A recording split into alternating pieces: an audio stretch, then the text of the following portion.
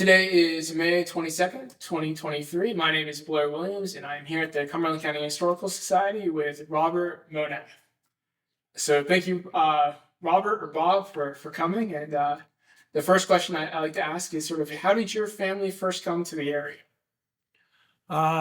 In the 1830s, the Monaths came from Hesse-Darmstadt in Germany on a steamship to Baltimore, and then came up the Cumberland Valley and settled in Chambersburg. Okay. And so I know one of the reasons we're here today is really to talk about the railroad. And I know in particular your great uncle, George Yes. Monath, was he the first person in your family to work on the railroad? He's the first that I know of.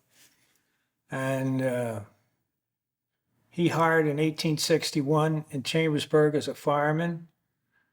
And his first assigned engine as a fireman, I know, was the Nicholas Biddle. In 1862, the Confederates came up and tore up the railroad.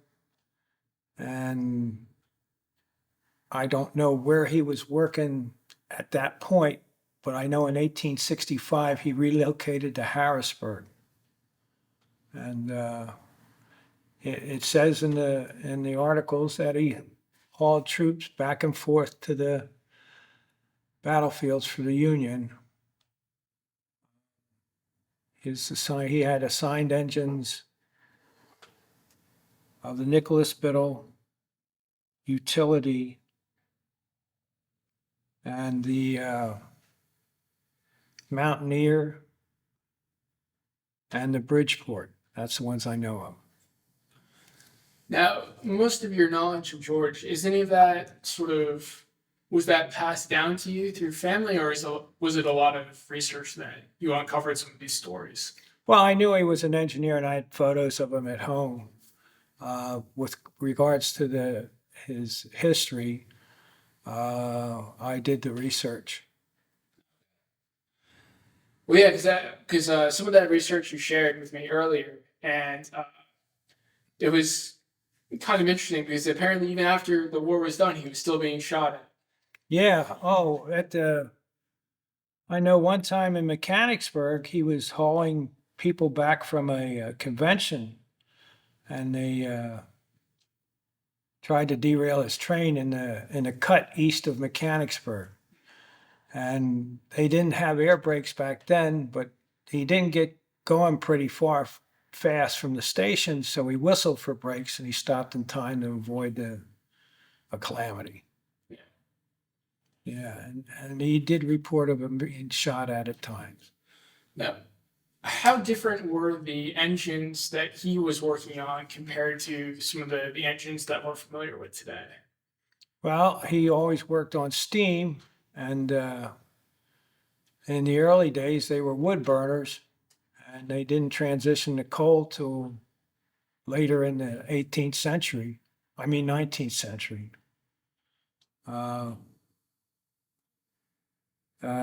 Air brakes didn't come around to the late 1870s, so they would, when they wanted to make a stop, they would whistle to the crews, and they would tie the handbrakes on in each individual car.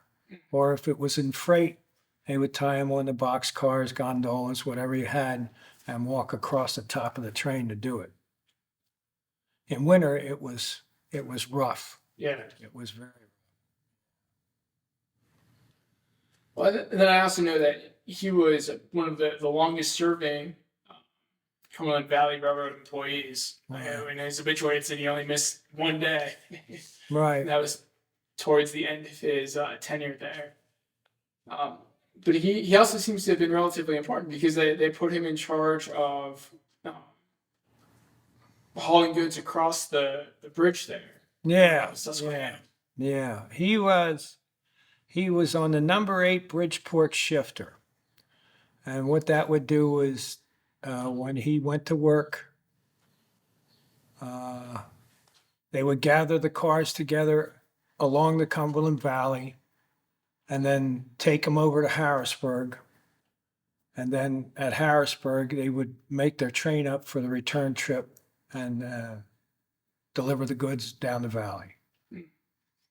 Their engine house was around 17th Street in Camp Hill. Okay.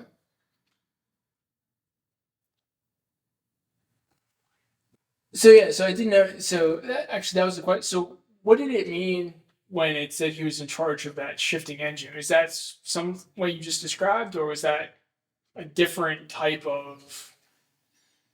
Well, they were 060s, which means they're just 6 driving wheels, no pony truck up front, no trailing truck in the rear. Mostly that's what he had was 060s. And then prior to that in utilities, you had a real cornucopia of designed engines in the early days of steam. But the heavy haulers came out later, and they were 6-wheel drivers, basically, 060s, and they would haul some heavy stuff out of Harrisburg up to the valley. And it was an uphill grade on the Cumberland Valley Bridge because the original bridge came into Harrisburg at street level. And then to get on the other side of the valley, you had a little bit of a climb.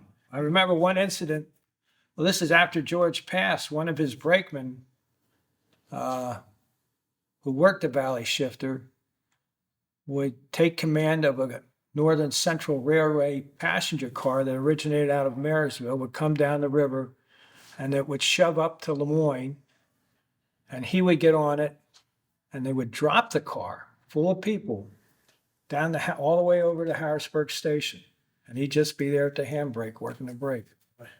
That's pretty wild. Yeah. So, yeah. We were discussing in a little bit too before we started recording that in that Bridgeport area, he, I guess, because of that sort of uphill grade, it almost did collide with another engine. A caboose. Caboose. Okay. Caboose, the rear end of a train. Might have been the next car next to it too. What happened then was a Northern Central train came out of York and was going west up the river.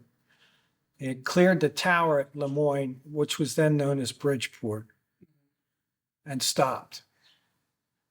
When that happened, the tower gave the levermen on the ground, the switchmen on the ground, permission to line for George's train.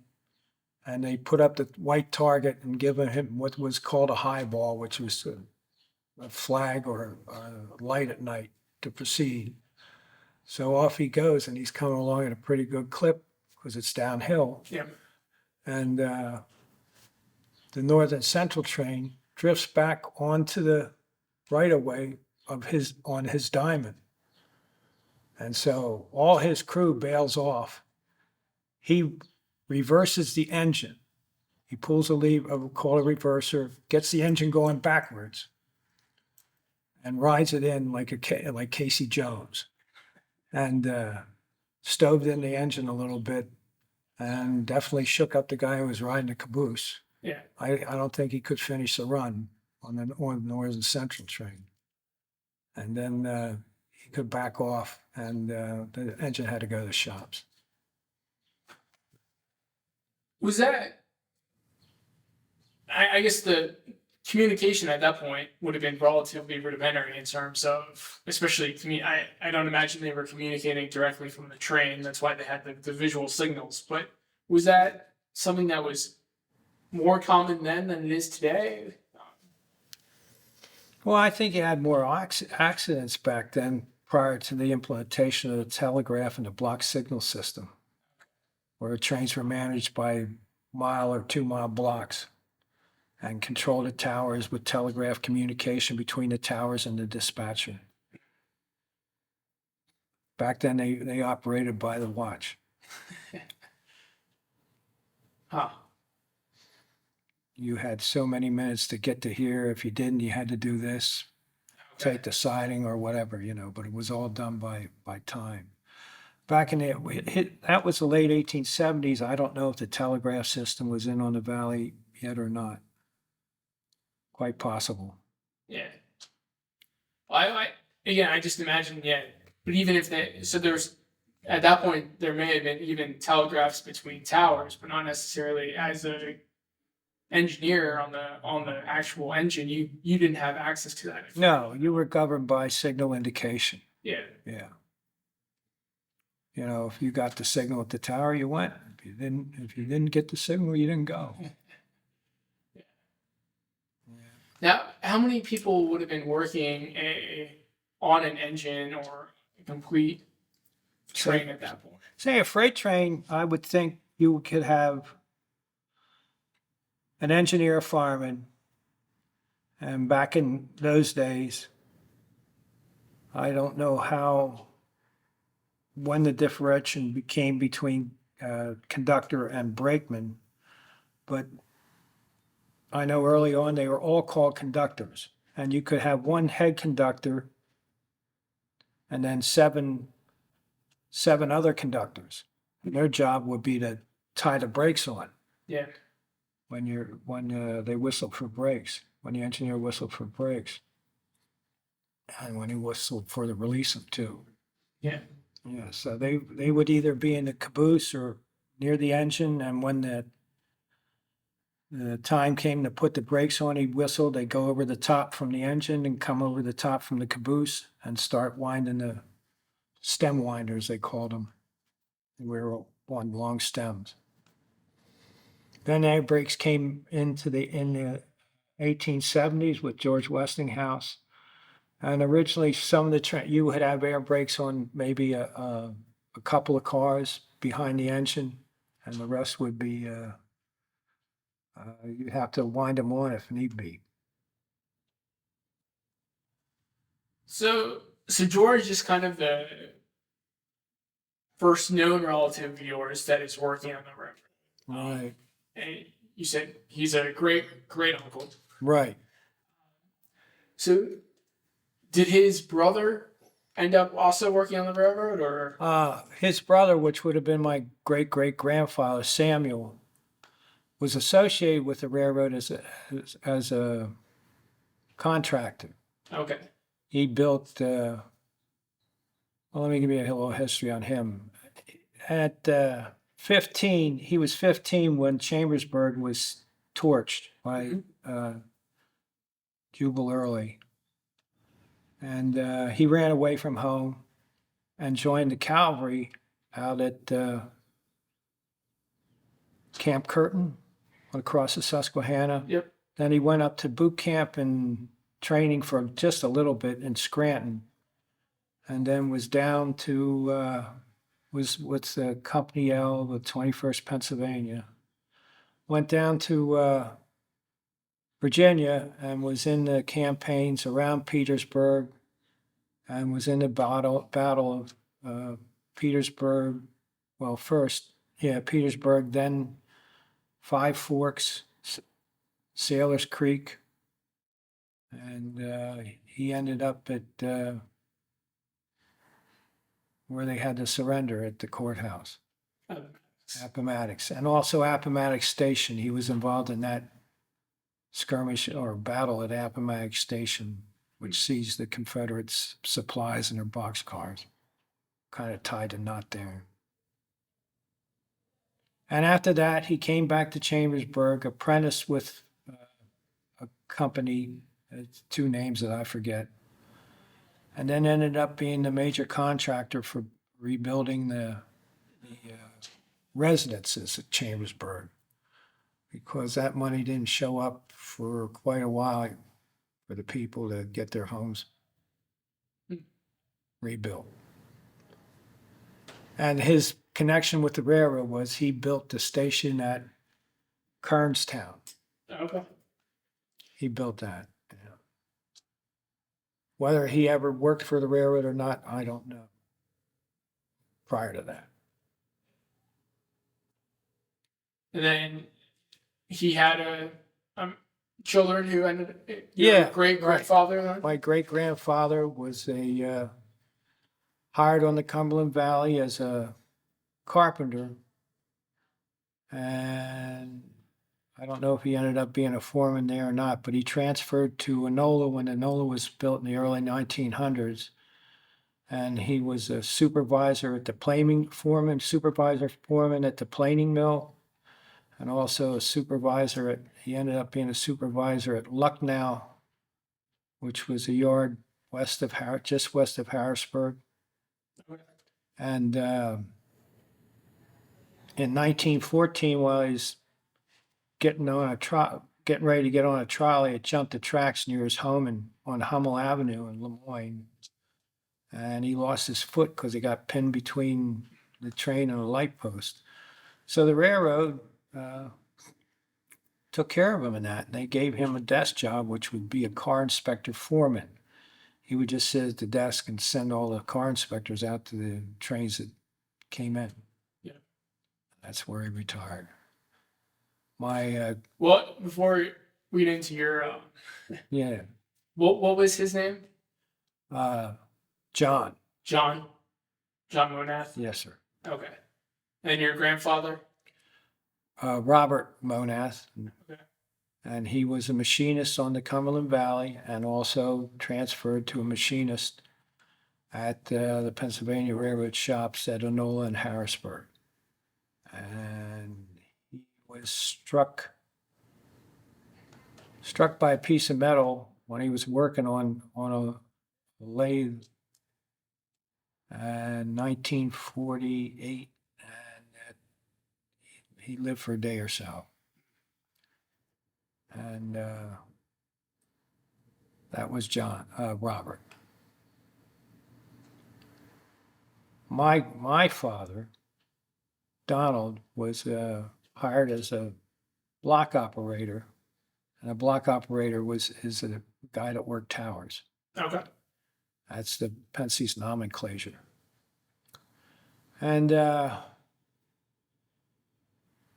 he couldn't get hired at Harrisburg, so he hired out of Philadelphia.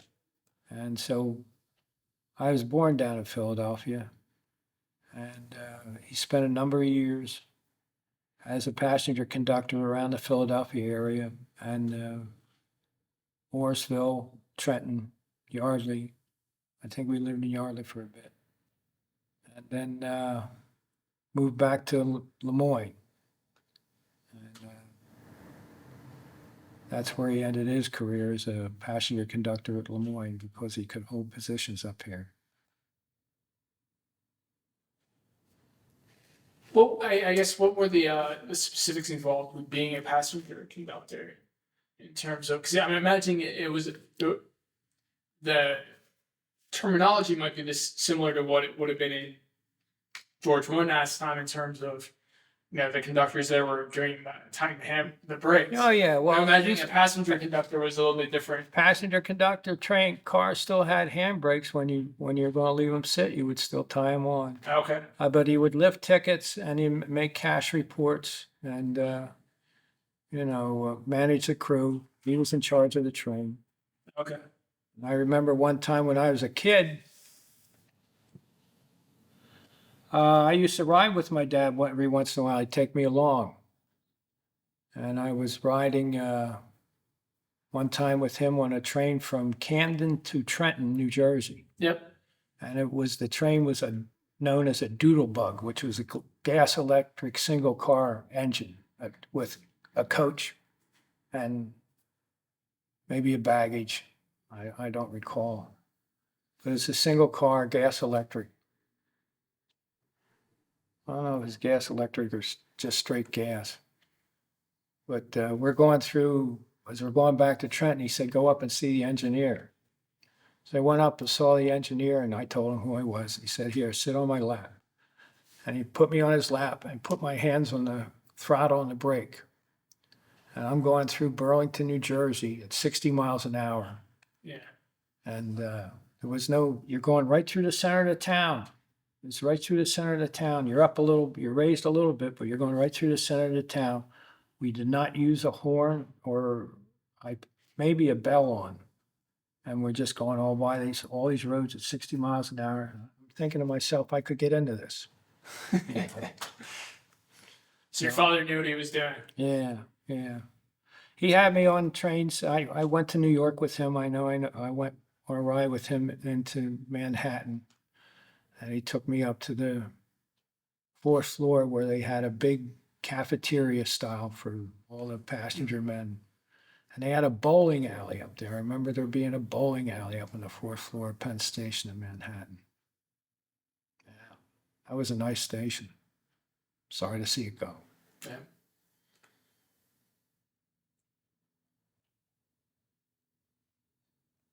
So that my question was going to be, I think you've already answered it. That was your introduction to sort of your family's connection with the rail yards. or the rail- Yeah.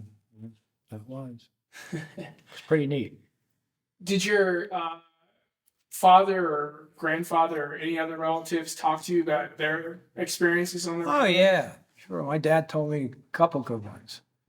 One time he was working a job out of 30th Street in Philadelphia. And he's going up to the crew dispatcher's office, and the crew dispatcher tells him, "Hey, come on, I got 3 of these Knackers." And the Knackers was a Delmarva Division road personnel that ran down the Delaware Peninsula. They had a train from New York that would go from New York down to Cape Charles, Okay. Virginia. And he says, "I got these 3 guys over here, and they had mandatory retirement come out." And he said, "They're all done. They're retired. You got to go tell them." So he goes into the crew room. They're all sitting there. They all had beards and smoked the big old Moshan pipes. They're sitting there, and he said, "Hey, didn't you guys, you're retired. You've been retired. You're done. You're going on retirement." And they look at each other, and finally one of them takes the pipe out. He says, "I guess we should have read those registered letters." Yeah. Let's see if there's any more. My dad used to have a saying in Passage. He said, "An empty train was a happy train." There's nobody complaining or. Yeah. That's about it I can recall. Well, I know this is jumping the gun a little bit, but you didn't become a conductor. You became an engineer. Yeah. Was there a reason why you didn't follow directly in your father's footsteps? Yeah, I didn't want to do it. Yeah. Yeah, I'd rather be an engineer. Because of what I experienced as a kid down in Burlington, Yeah. so. While I'm going to school, I said, "Hey, Dad, how about seeing if I could get on the railroad?" Because, I had 2 more years to go, and This was, you'd mentioned at Penn State. yeah, I had 2 more years to go, and wanted to start making some money. So I worked for an airline at New Cumberland and over at Middletown. Mm-hmm. And that dried up. So Dad got me an interview and got me on the railroad. Our training was down in Philadelphia as for firemen. And we had on-the-job training at Harrisburg and Enola as hostlers. We could move engines around. And then we went to, after about a year of that or so, about a year and a half, they were sent to engineer school in Wilmington, Delaware, where they had the big Amtrak shop, the big electric shops. After school, came back and worked as a fireman on on-the-job training and through freight. Prior to that, worked as a fireman in passenger service between Harrisburg. I worked fireman between Harrisburg and Washington, D.C., down to Susquehanna, Harrisburg in New York via Philadelphia. I got one fireman's assignment, Harrisburg to Altoona, which was not my seniority district, on a mail train because they ran out of men. Now, those were the nice days. Those passenger service was nice back then. This was with Amtrak, or Well, this was This was originally, before it was first Penn Central when Yeah. I hired. Then I was, as a fireman or an engineer in passenger service, when I did get promoted, I would be leased to Amtrak. I would work for Amtrak, but still my checks Penn Central. You know, I was still a Penn Central employee until Amtrak made it, you either come over with us or stay. So I stayed, but there was some nice trains back then. You had the Broadway Limited, the National Limited. You had a train out of Harrisburg to New York called the Valley Forge. And from Washington, I worked when I couldn't hold passenger in Harrisburg, I would work out of Washington, D.C., Washington, New York, and back. Yep. Those were nice. Those were Washington, New York turnarounds, 425 miles round trip. 225, I think it was each way. And as in passenger service, almost all firemen ran unless you were a total screw up. You would trade off with the engineer. And you would also be in charge of maintaining the steam boilers, the steam boiler on the engine that would provide steam back to the coaches. Mhm. And on the GG1 electrics, which were extremely powerful engines, you had to siphon water because the water tanks were at each end. And once the one went dry, getting down close to the generator, you had to work a steam siphon that would shoot steam back to the other water tank, and then siphon that to the lead tank next to the steam generator or boiler. Yeah.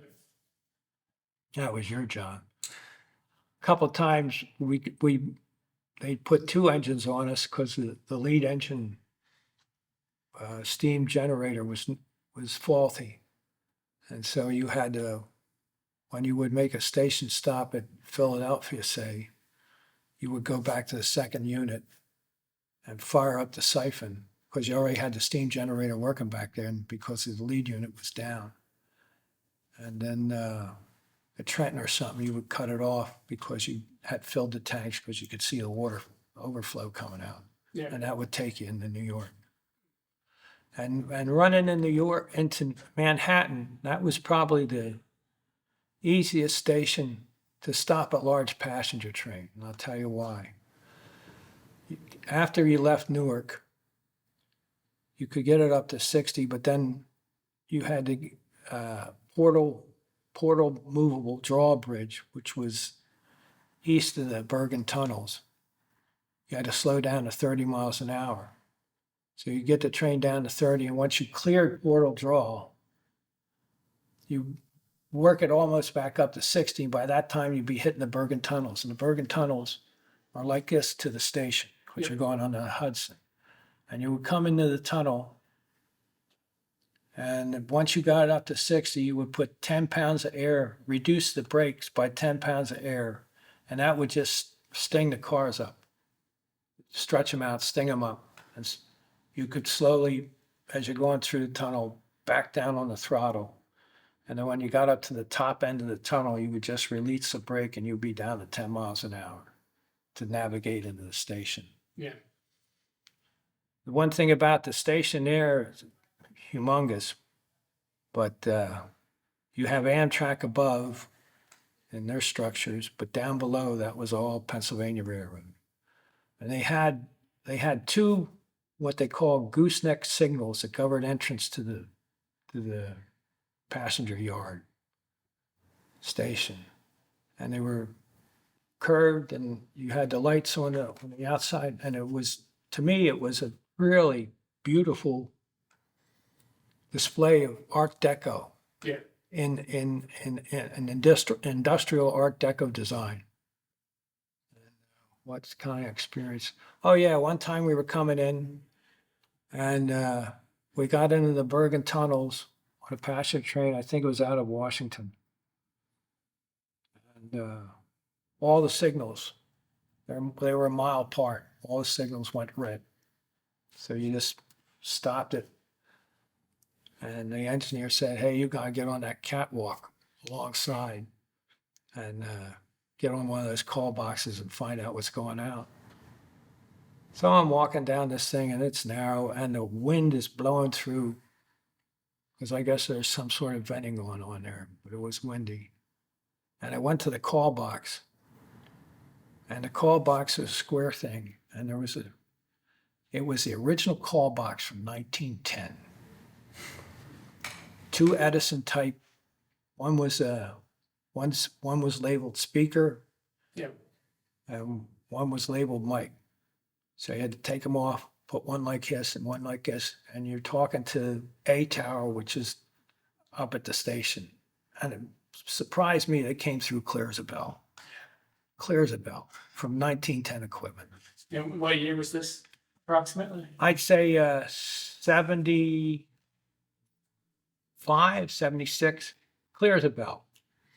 Then they gave us permission by all the red signals verbally, and we creeped along and got into the station, and the signals were good again. What else on the passenger? Oh yeah, one time I'm on the Broadway Limited with my engineer Jack Norton, and we left Harrisburg, and I don't know if they had radios back then, the portable ones or not, but you had communication signals that ran from the engine through the coaches. And they were a cord, you'd pull a cord. And we got a communication signal from the conductor to stop at the next passenger station. Well, where we were at that time, we were coming into Mountville. So Jack says, he wants us to stop at Mountville. You got the signal, buddy.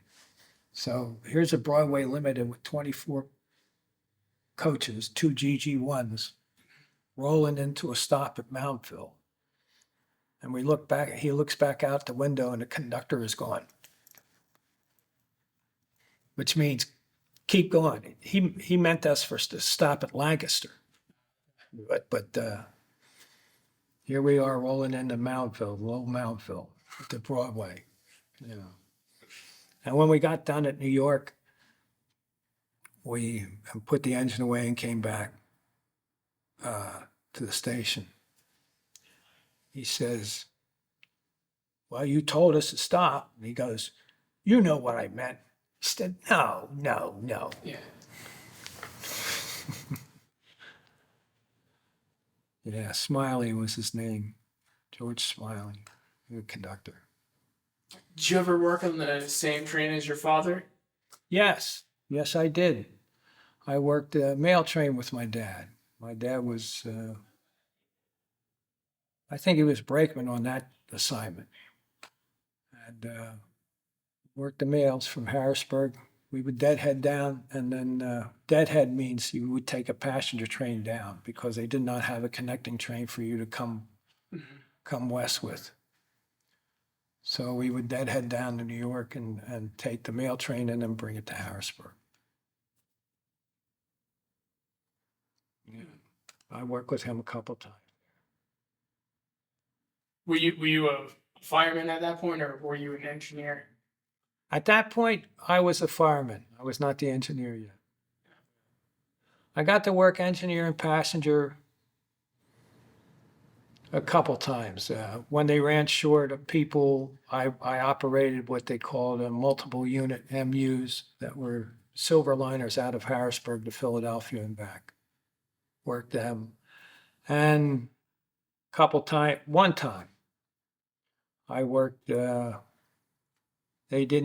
were short people at Paoli, which is a suburb 20 miles west of Philadelphia. And they deadheaded me down to Paoli, and I worked a suburban local between Paoli, Philadelphia, and back a couple times.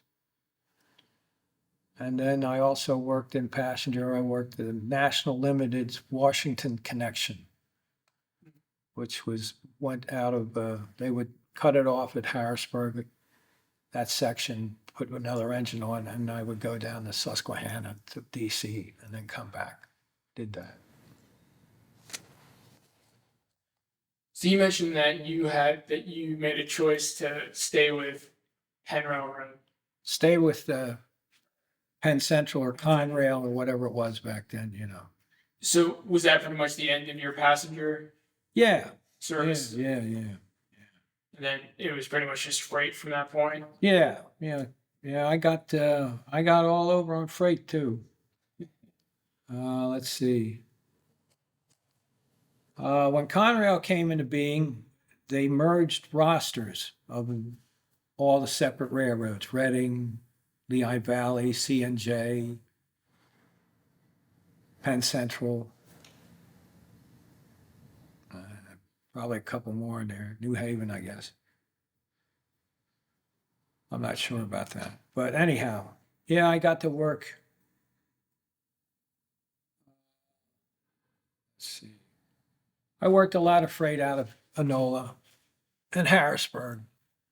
I'll give you as an engineer, I was operating a trail van train, which was trailers on flat cars, maybe a mile long. And we ran the main line, which is Harrisburg, E-Town, Mountville, Lancaster, Philadelphia. And then we would take the Trenton, what they called the Trenton Cutoff at Thorndale, and that would take you to Morrisville, and then back out on the main line to the Meadows in New Jersey, North Jersey. And anyhow, we're coming past Parksburg, and it's downhill, and at the bottom of the hill is Coatesville Station. And one of the 600 multiple unit passenger trains had just charred on the far track. And people, instead of going under the duck under the station to the parking area, decided to cross the tracks. And there was 4 of them. I think it was maybe a mom and 3 kids or something like that. They're walking across the tracks, and we're coming down the hill doing about 60. So I get on the horn, start flashing the light from dim to bright, and they're just yammering along. And by the time we got close to them, they had to dive to get on the platform of the adjacent station. Just weren't picking it up. Yeah. Weren't picking it up. I mean, I had brakes set if I was going to hit them. I set my brakes because if you're running a train and you just go straight in emergency, you could pop something out. If you had a bunch of loads, empties, front of loads, and then loads in front of the empties, you get a massive braking effect could pop them out. So you'd stretch them, get them, like I was saying about going into New York Station, 10 pounds. And then if you had to dump them, you dump them. But I didn't have to, thank God.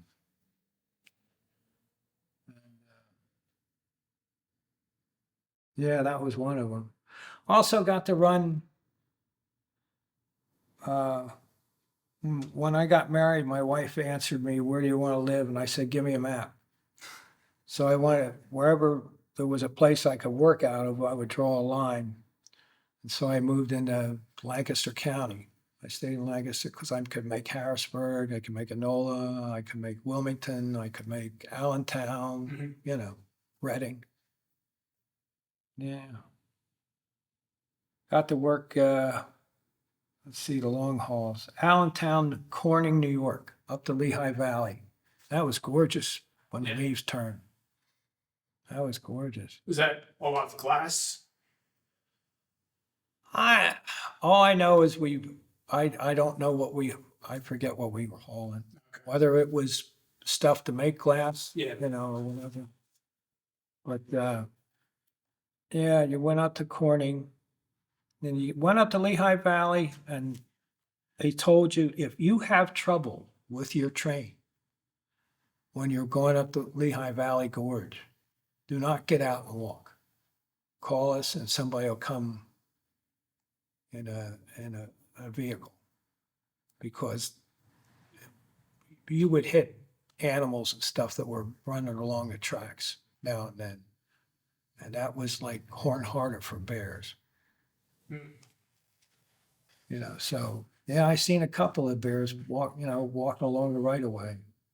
Not on the tracks, but alongside the tracks. So yeah, you didn't get out. You called somebody.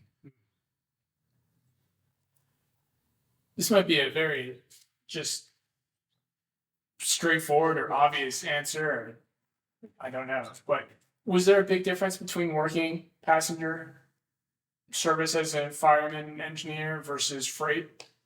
Yeah, less time on duty because you got over the road quick. Okay. Less time on duty. But in terms of operating the train, there wasn't as much. It was pretty much the same. Well, no. It was different because with a train, a long freight train, you had to be conscious of the track conditions, which what I mean by that is, curves, up and down, undulating. And you also had the use in freight of what's called dynamic braking. And dynamic braking is basically you would take the motors that are driving the wheels of the diesel engine and convert them into generators by changing the circuitry in the engine. And thereby changing them to generators, they would produce electricity, which would be sent up to grids like in an oven in your house. And the fans, you'd have fans to exhaust it. But that generating that electricity caused a lot of resistance. And that's how you could bunch up a train without putting the air on. And sometimes you really had to do that, depending if you're going down a steep grade or something like that. As an engineer, were you given detailed information about how much weight was in each car? You were given total weight per train. Total weight per train. Now you could figure out, say if you got 100 cars of coal and they were 200-ton hoppers, you could do the math and come up with it, but they would tell you. Well, I just didn't know if you had. You mentioned earlier about you can just apply emergency brakes because of different. So I didn't know if different cars may have been empty or not, and therefore that would cause bad things to happen. But I didn't know if you were given information about, all right, so the first 15 cars have X amount of weight, the next 15 cars. No, we didn't back then, but they do now. Okay. They do now. Yeah. They're making the trains real long now. I hear some of them are 3 miles long. That's too long. Yeah. I mean, if you're going up a hill or something and you have a lot of empties and you're pulling up a steep grade and you're pulling that train, you hit a curve, you could actually pull the empties right off the rail. they used to call it, what they call it, string lining. String line. You have to watch that with a long train. Need mid-train helpers or helpers on the rear, keep it bunched up. Yeah, that's maybe having a long train might have been. See, back in the old days, let's go back to the old days. Back in the old days, And when you say old days, what? prior to, let's say, I'll say my time, 70s, the 70s, you still had full crews. You'd have an engineer, conductor, front brakeman, rear brakeman, and a flagman. And they would be on the caboose. And they could be up on the gig top. What I call a gig top would be a viewing section in the caboose, which is up high. And one could be on this side, one could be on that side. And then in the engine, you had somebody on both sides. So you could, whenever you hit curves, say if you had a mile-long train and there was a straight line, when you hit that curve, you could look back and look over your train because it's only a mile long. And the guys in the rear, when they were hit curves and stuff, they could look over the train and see on which side, if it occurs on this side, it occurs on that side, you could see how your train's doing, you know. And there's been times when they put the brakes on me from the hind end because there was trouble. There was something wrong. Leaving the NOLA once, they couldn't reach me on the radio, so there was a valve in the caboose that they could set the brakes. And they did that. Yeah. But now you don't have that. You just have two guys up front. And there's no towers no more. I mean, the towers exist, but there's nobody manning them. The structures are still there. And a tower man, he would also have a readout of an infrared scan. You go over what they call hotbox detectors, and he would get an infrared scan tape readout in the tower. And you could also sit in the tower and look over the train. You'd look over the train as you go by. Yeah. Not anymore. So I hope they figure out how to fix what they're doing. Yeah. Yeah. I mean, it could just be, again, we're all more connected. And so hearing about stories, but it does seem like you're hearing more and more about train derailments. Yeah. The frequency. Yeah, but the thing is, with the freight, say you could bunch a train up with your dynamic brakes. You would use the engine brake a little bit to bring things in, and then you would go for the circuitry, set up the dynamic, and then start loading that up. And then once you had them all together, you'd use your air brake if need be, whether you had to bring a train to a stop or down to a crawl. You mentioned that probably, especially when you were training to become a fireman and some of your other positions, that you had a lot of on-the-job training. Yeah. I'm wondering how much of that was still, you just had to learn it on the job versus sitting in a classroom. Well, they tell you about train handling in the classroom, but until you got on the job, you knew how to do things. Like, say if you're going down a hill, and then at the bottom, you're going to cross over and go up another track or something, an uphill, and that track speed is lower than the speed you're coming down on. You get it down to that speed for that section, right? And then when you got close, you would release the brakes, and the brakes would come off the train, and it would take you could take that right up to, say, 10 miles an hour, come from 30 or 40 or 50 to 10, and the brakes release and the tonnage of the train would send you up that hill and under controlled speed. That was a big thing, having control of your train. Yeah. That's the main thing, wherever you were at. And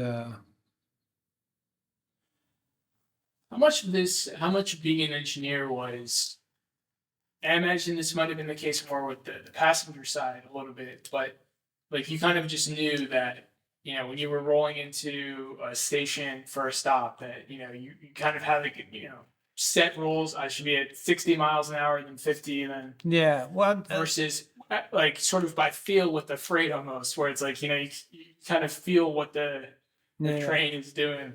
yeah. Say like with passenger, you had what guys would call breaking points. Yeah, And it'd be that's what I like was a structure or a rock, a big rock or something that you're Yeah. coming at. That's where you would start to put your brakes on.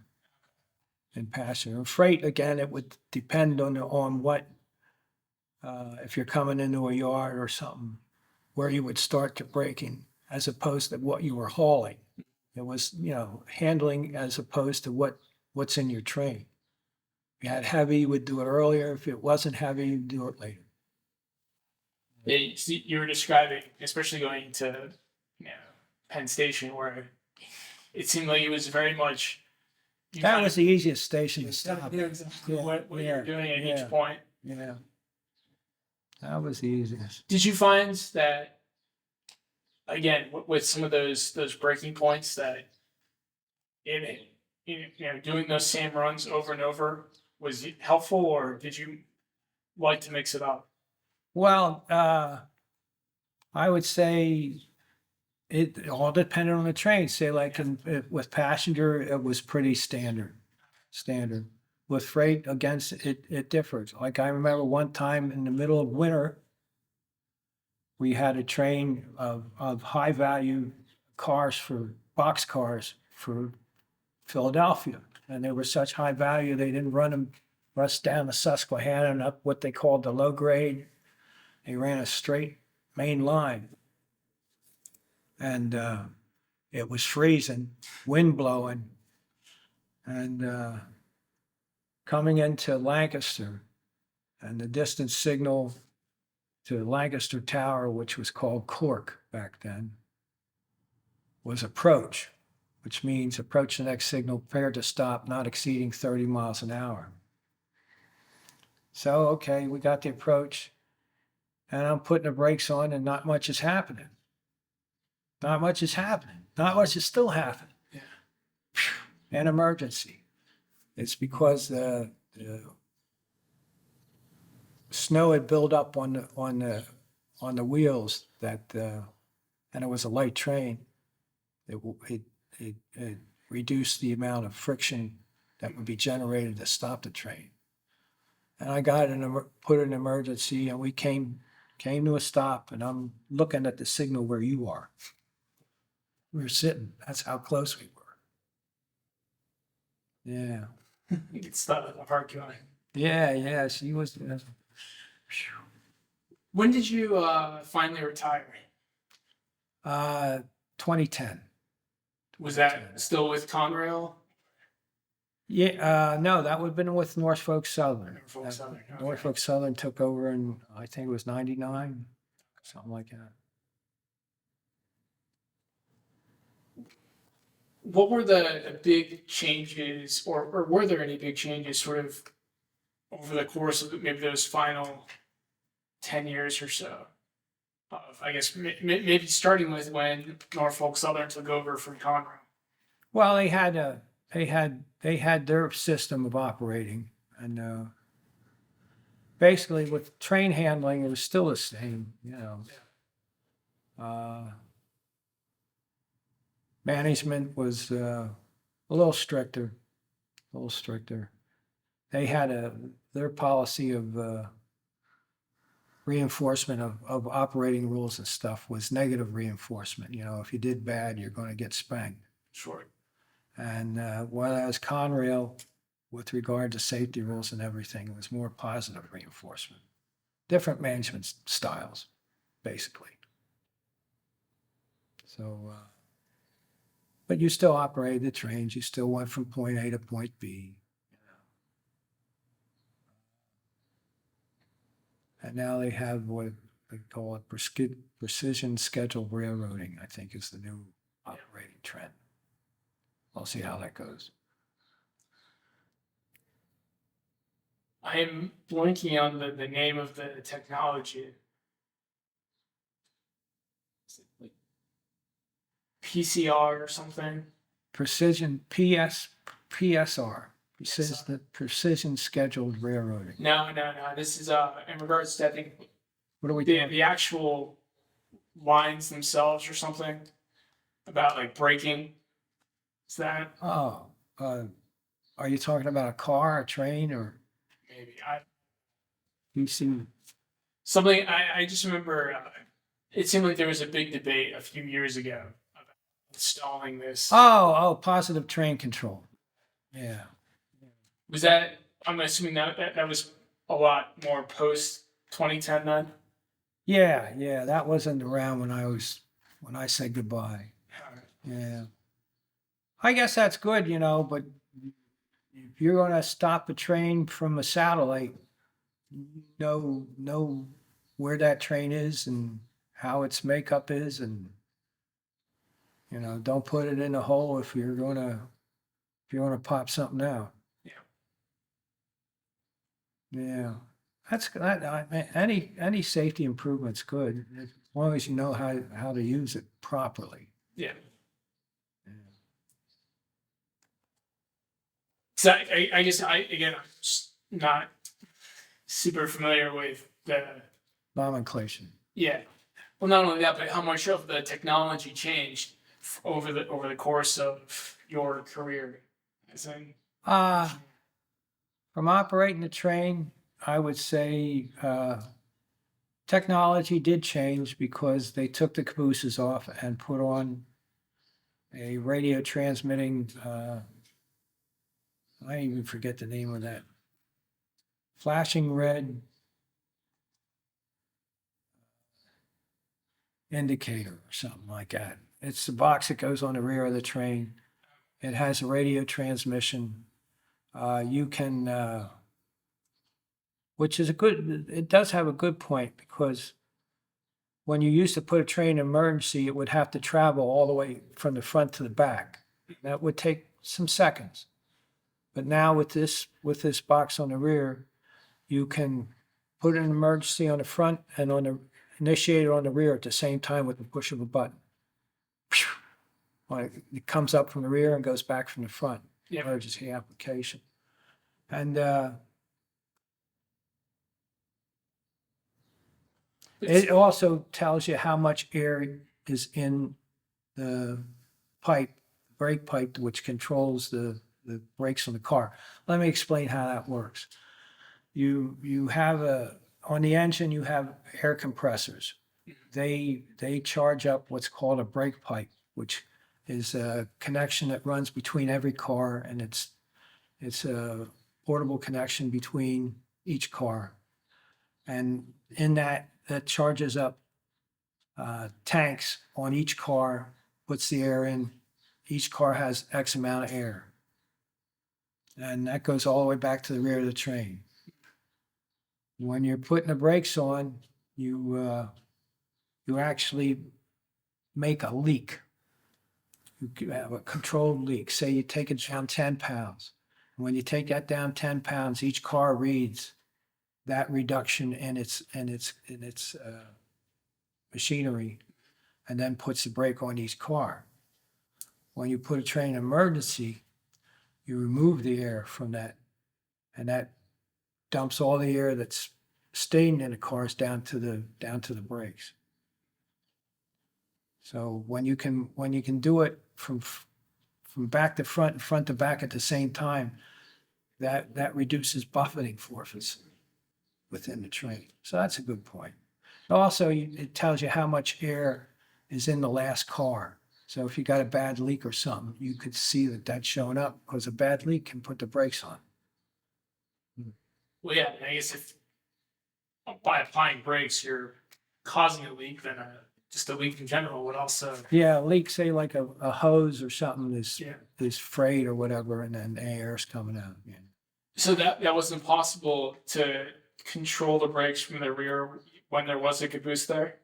No, if it was a caboose there, then the guys back there, if They they could also they could put the brakes on. Yeah. Yeah, that's what you mentioned earlier that they could watch and apply the brakes. I think you said when you were coming out of Enola, Yeah. they did that. They had one thrown sparks and we didn't see it, but they did, so they stopped the train. So you mentioned this between the 1970s and the 2000s, they took off the caboose, but they didn't immediately put on this other device. No, they put on a device, but it didn't transmit to the head end. It just what they called a star marker. It just was a marker that showed it would have a flashing red light and would indicate what the air was on the rear. It did not provide you knowledge of that at the head end. And it didn't allow you to control the brakes. No, from the rear. No, that didn't come till later. Well, I know I asked Jim Leonard this question. If you remember his answer, but I'll ask you and we'll see if they compare.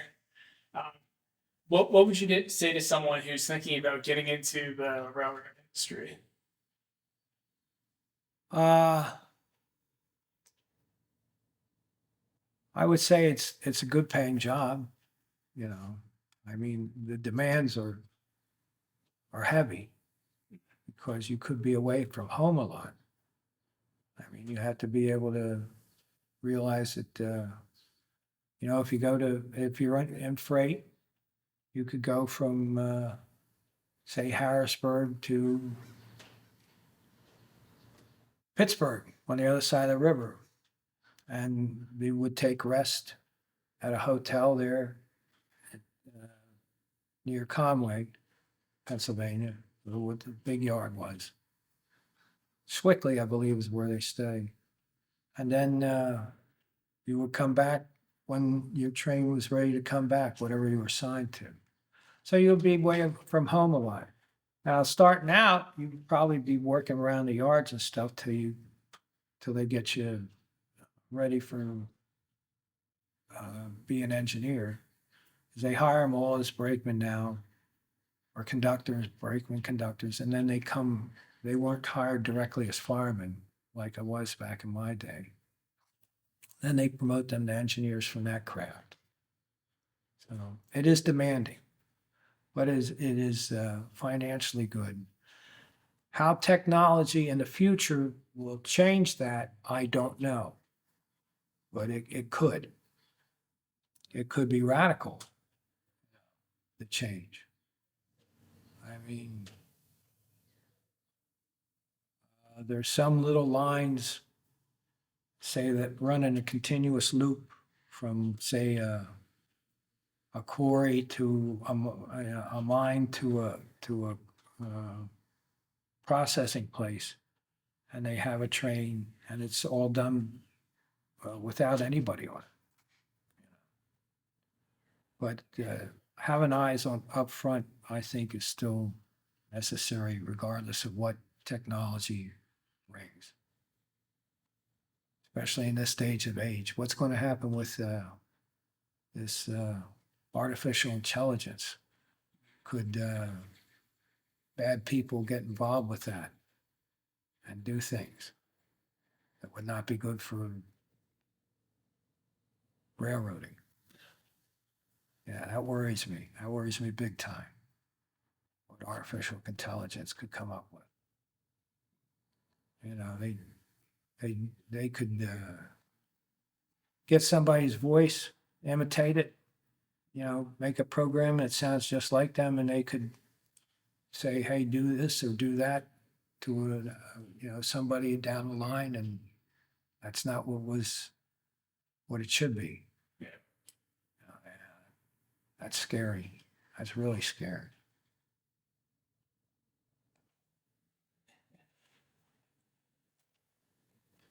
Well, on the last question I always ask is there anything I should have asked or that you'd like to mention before we end? Oh, I could give you a couple. This is a good one. I'm working a local out of Thorndale, Pennsylvania, which is down near Coatesville. And we would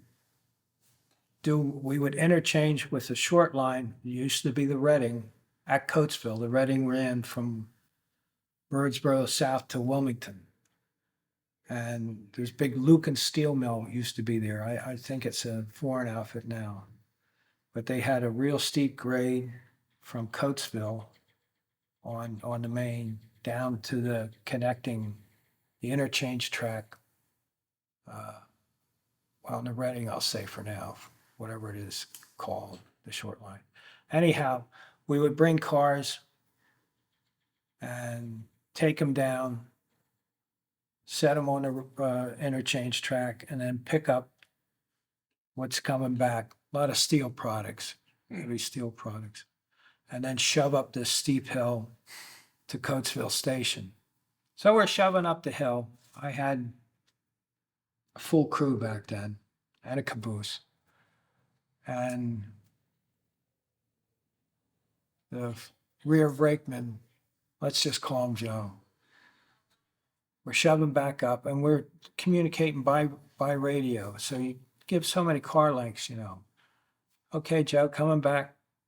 All right, you got good for 30 cars. Shove back. And halfway should stay. Good for 15 cars. Okay, Joe.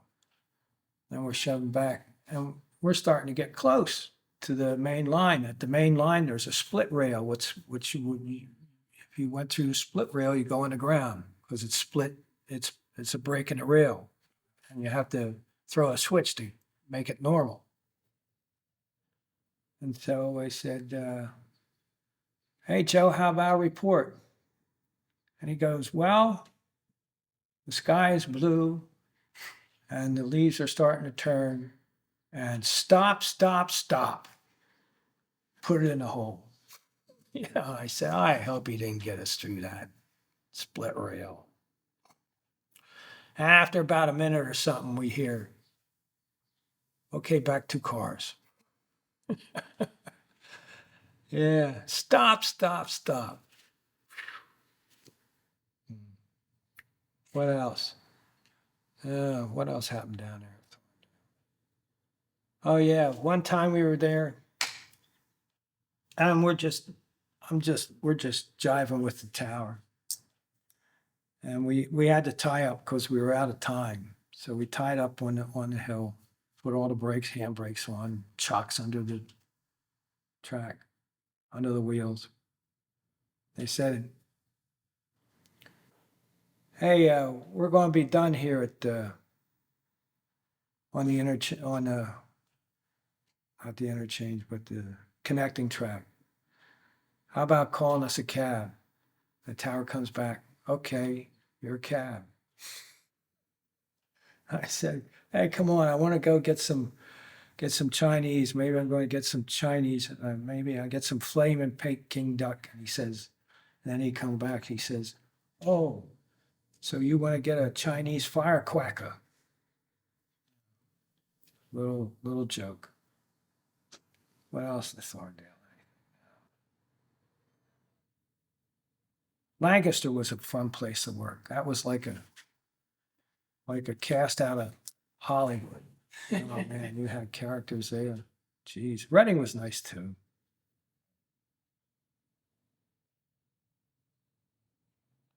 Well, there's so many stores there at Lancaster. I can't remember them now.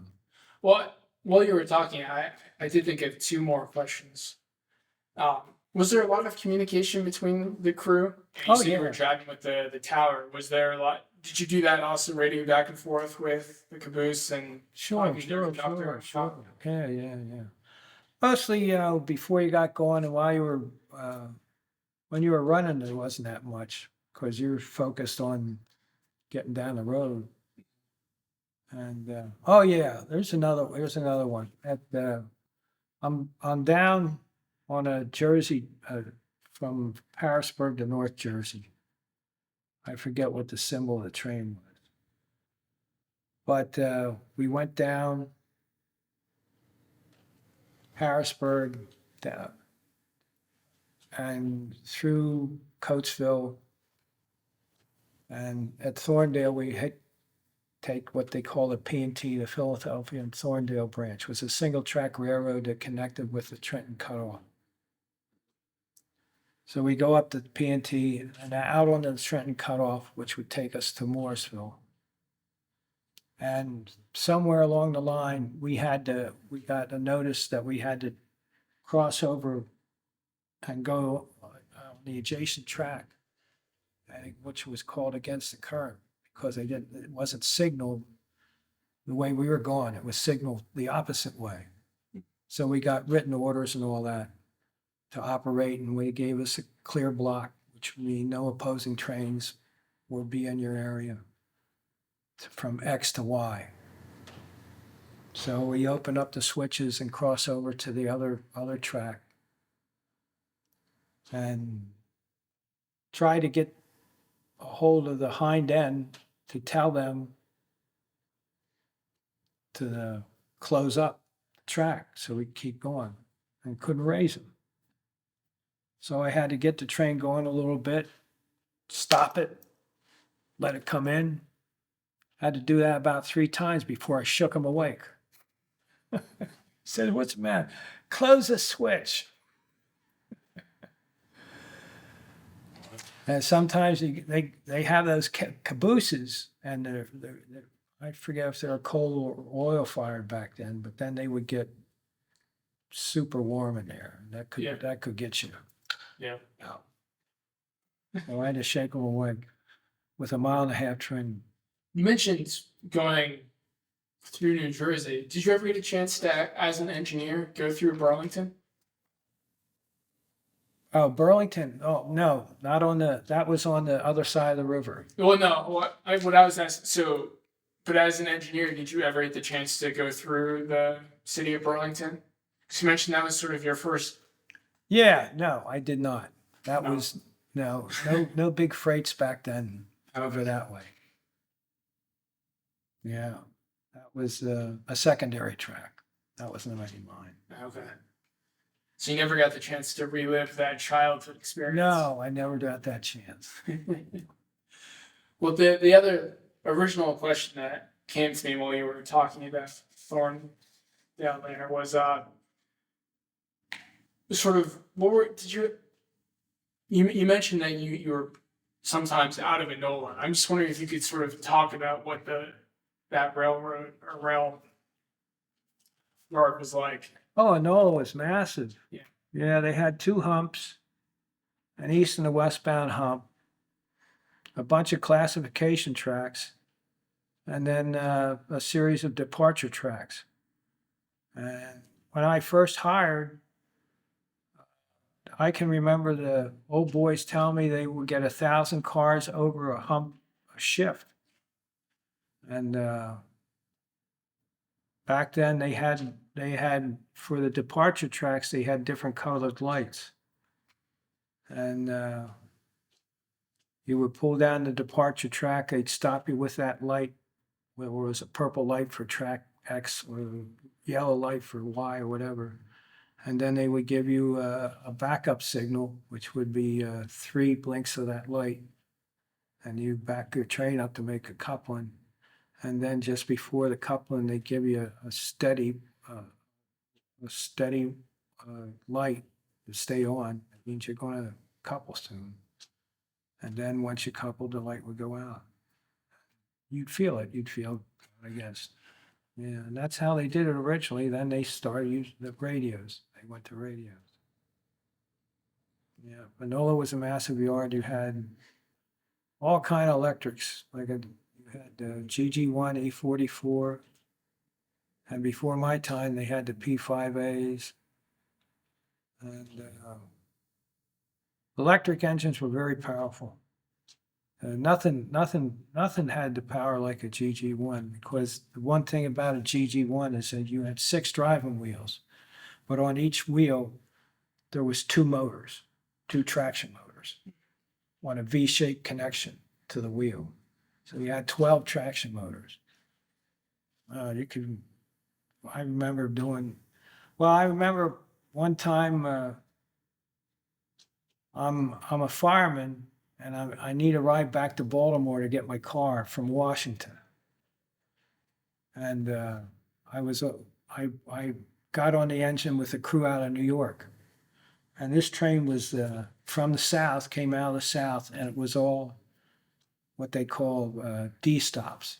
D stops means that you would stop to let people off. Nobody would get back on because of the contracts with the foreign railroads. So we're going along. I said, I'm going to catch the back end of the G. And so I sat back there because you had controls on the GG1 at both ends. And we're going along. I'm looking down. The speedometer is buried at 100 miles an hour. You know, he's doing 100 plus. So when we pull into Baltimore or whatever, I said, hey, and the fireman, you get out and you check the pantograph to make sure there's no ceramics are coming off. I said, did you see what that guy's doing? He says, yeah. The speed back then was 80. But a lot of times you want to make up time because they wanted you to. Amtrak didn't get over the road. Yeah.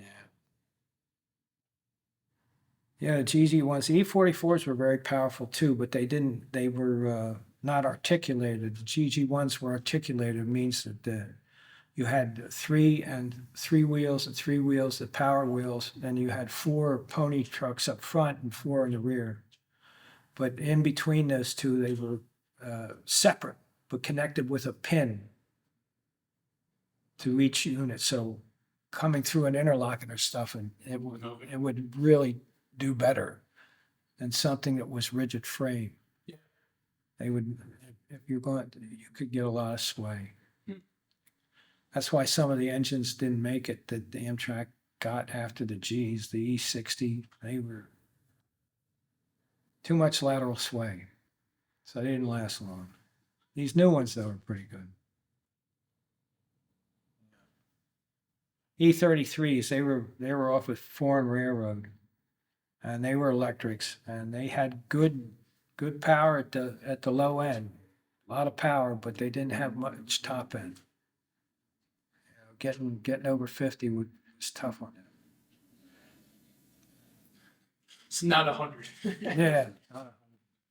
Well, actually, again, I apologize that I just keep thinking of things.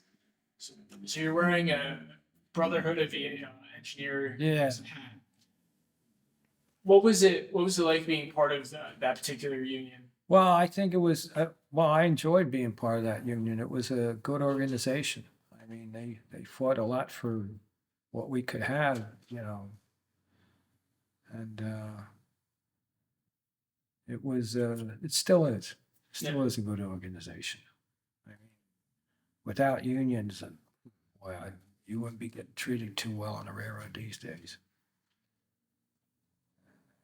They have safety concerns just like the general public does. You know, they were a good organization, still is. Did you have a lot of interaction with the leadership, or was it more so you just counted on them to do their job? Well, I held vice chairman positions with the Brotherhood of Locomotive Engineers in Lancaster. I was vice chairman of Lancaster. So I had communication with people, you know. Like people would come to you with their concerns? Sure. We had Lancaster when I was there. We had the best safety record on the division. And they took us down as a reward. They took us down to the Conrail box at a Philadelphia Phillies game, which was kind of neat. They had their own box there. Yeah. The managers, system managers.